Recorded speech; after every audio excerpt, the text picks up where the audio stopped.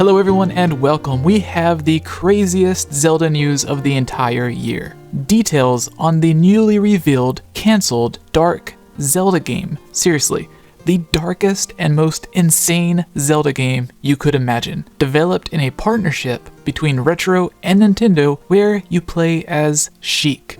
Trust me, this game would have been insane. Nothing like anything you have seen before. But some details do seem a bit odd. So I'm actually going to try my best to reach out and get an interview with Sammy Hall, the artist behind these images and all of the details, for our Zelda podcast, the 𝐓𝐳𝐬𝐭𝐴𝐺𝐬𝐭. As a lot of you know, we have had a lot of friends and associates who work at Nintendo and other development studios, including several different episodes with voice actors from Breath of the Wild and Breath of the Wild 2. So we would love to have Sammy Hall on our podcast, and to be able to hear his story about being in the gaming industry and more details on this Zelda game. I'm sure all of you would like it as well.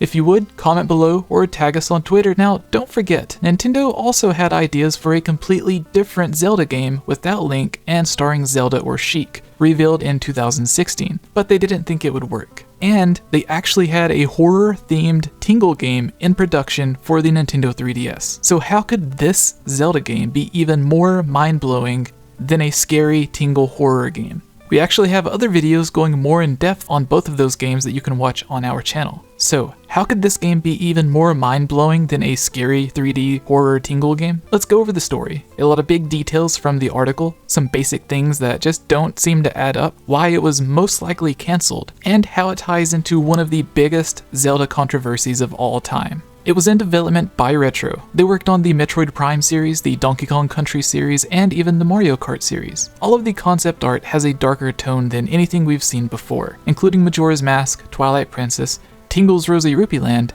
and even what we've seen from Breath of the Wild 2's trailer, which Nintendo has specifically stated is being created to be the darkest Zelda game. You play not as Link, but as Sheik, which we will get more in depth on later. Now the game's story sourced from Nintendo Enthusiast. As for the Zelda project, the art is dated from 2005 to 2008 and never went past pre-production. Hall mentions in one page that Zelda games have wacky weird stuff, and this game was setting out to be 10 times weirder. It appears that project could have taken place within the bad ending of Ocarina of Time, exploring the last male Sheik's journey transforming into the Master Sword after a genocidal ethnic cleansing. The Dark Gerudo giving their 100-year birth to Ganon would have been the enemies in the story as well. This would have been an action RPG game. Hall goes on to say, he has always worked full-time salaries at developer studios, sometimes random freelance for fun projects outside of games, but I'm completely pulling out of that game career until there can be some real solutions to the exploitation, criminality, and abuse that I see my peers put through. Things have been messy for way too many decades. Now,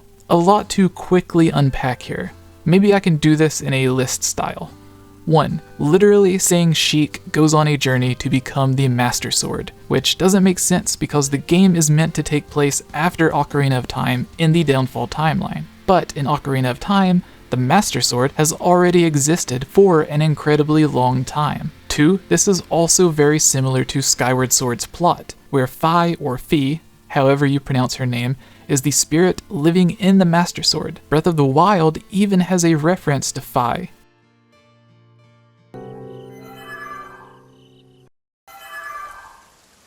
Sword. So he can still be saved? 3. Who would use the sword after Sheik transforms into it? Would Link actually be in the game after all? Maybe a different Link? There's some confusion there about why the main character wants to transform into a sword. 3. Them mentioning RPG also brings to mind Skyward Sword incorporating more RPG elements than any previous Zelda game. 4. Ganon doesn't have a 100-year birth. A male is born every 100 years to be their king. Ganondorf isn't automatically the baby's name, like how every female princess born is automatically named Zelda. It's just the Gerudo race rarely ever appear, and Ganondorf sometimes appears even when the game doesn't even feature other Gerudos, such as Wind Waker, Twilight Princess, and other games. 5. A genocidal cleansing on the Sheikah also confuses me. Sheik is Zelda. Zelda is Hylian, not Sheikah. The games aren't really clear on this, but by Ocarina of Time's logic, it proposes the idea that one could learn to become a Sheikah member. yet they are still sometimes referred to as a race. 6. How are the Gerudo or the Dark Gerudo the enemies? This doesn't make much sense either. The Gerudo don't really like Ganondorf in Ocarina of Time. The biggest and most obvious example, they can actually be seen celebrating when Ganondorf is defeated. Now this game is meant to take place in the Downfall timeline. The only thing that changes is that instead of Ganondorf, Link is defeated. Also, Nabooru, whose main goal is to stop Ganondorf, is the second in charge of the Gerudo.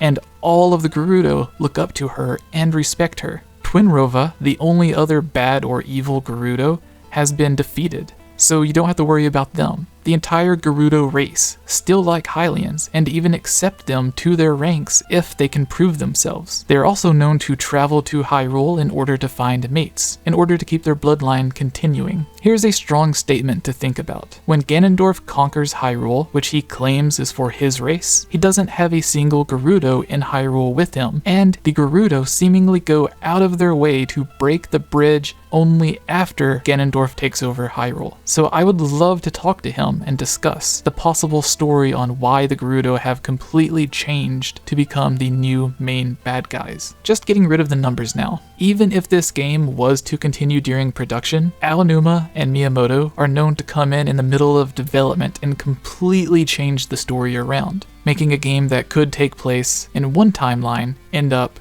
in a different timeline. A quick example is how Wind Waker 2 ended up becoming Ocarina of Time 3 or Majora's Mask 2, whatever you would call the third Hero of Time game, and then even that was switched to become Twilight Princess. So that one game went through 3 different iterations with 3 different places on the timeline. And tying into this, it also had Sheik appearing in it. But since the game was cancelled, they ended up using that Sheik model for Super Smash Bros. Brawl. Another example, Skyward Sword began as Twilight Princess 2. Here is one that ties into one of the biggest controversies among fans, and one that I honestly just don't care about. Basically, is Sheik actually a male or female? We do have Nintendo's official answer, but first, let me know your comments below. Since in this game you don't play as Link, you play as Princess Zelda's altered form, a male Sheik. But only one Zelda actually turns into Sheik, the one from Ocarina of Time. And Ganondorf even ends up finding out about this, which leads to her being kidnapped inside the Temple of Time. If this is meant to be the same Sheik, or even a different Sheik in the future, I imagine Ganondorf would remember to not fall for the same trick. I also believe Zelda herself is much stronger than her Sheik form, since she is also using her magic to disguise herself as Sheik. So technically, doesn't that mean Sheik would have less magic to use, since she's already using some of it to disguise herself, hide herself, and block Ganondorf from being able to track her?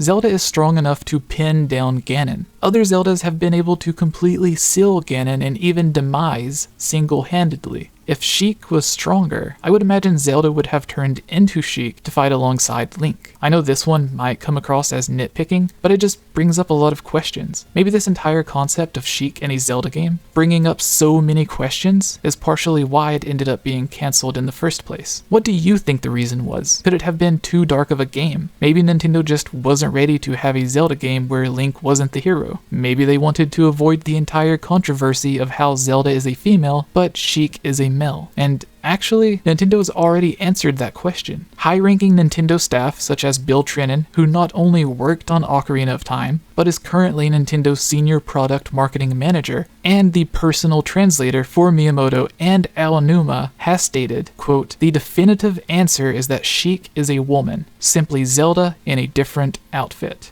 So there we go. The direct translator for the two people who literally created the game and created Sheik, as well as worked on the game himself, has stated the definitive answer is Sheik is a woman. Now, here's a bit of fun news about some other cancelled games. If this game was in pre-production from 2005 to 2008, it sounds like in 2005, Nintendo must have been interested in the idea and told them to come back with more. Then, after 3 years, in 2008, Nintendo finally decided the project just wasn't right for them and cancelled it. Otherwise, why would they spend 3 years just working on concept art? Something similar happened with Mario plus Rabbids for the Nintendo Switch and Ubisoft. They went to Nintendo with the idea. They were quickly denied. Ubisoft completely restarted the project several years later, reworked the idea, and this time, Nintendo and Miyamoto himself were actually blown away by the project. Another Zelda game that never made it past being accepted was also from Ubisoft. They created an amazing 2D demo of Wind Waker for the Game Boy Advance,